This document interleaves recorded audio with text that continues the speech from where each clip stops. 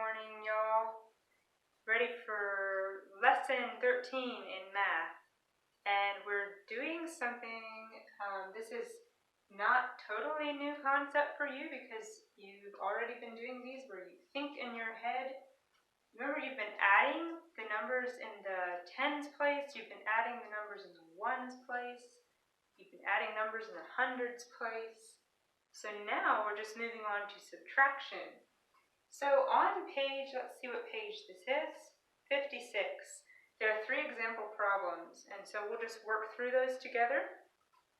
We can subtract, see how there's only one 10 over here, and there's no 10s in this number. There's only 1s here.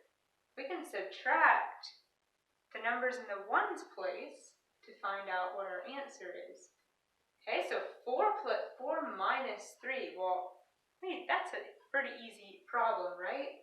So we think to ourselves, well, 4 minus 3 equals 1.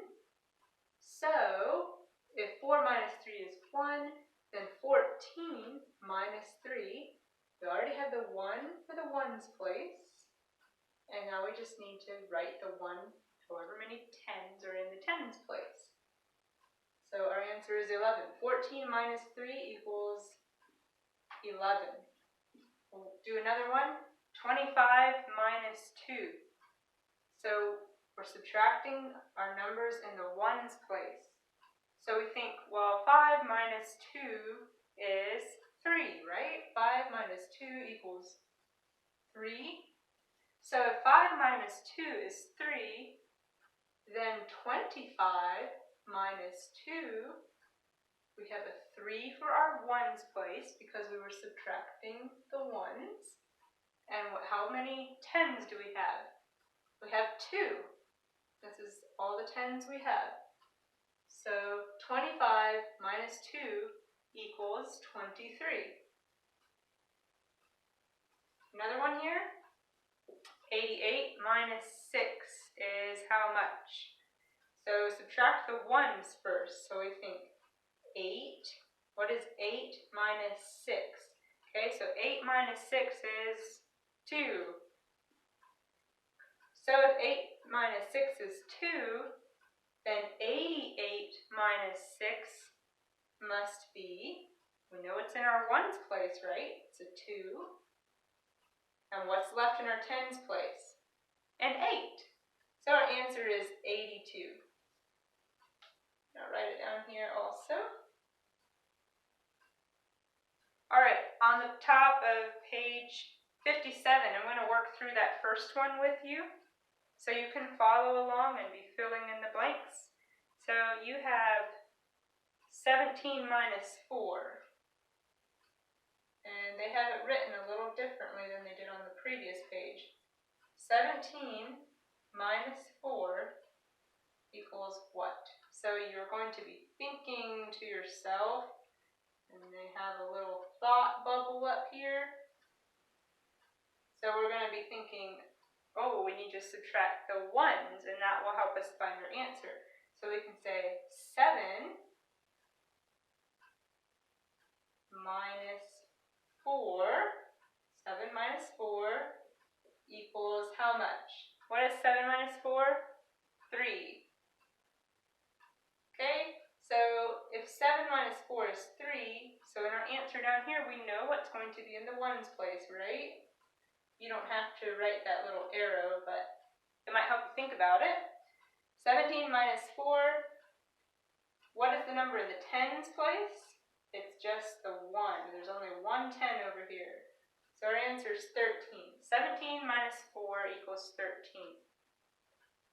So the second problem, if you're going across this way, you have 58 take away 3. So you're thinking to yourself, 8 take away 3 is 5, so 5 goes in my ones place. And then how many 10s do I have? I have 5 10s. So that's your lesson for today.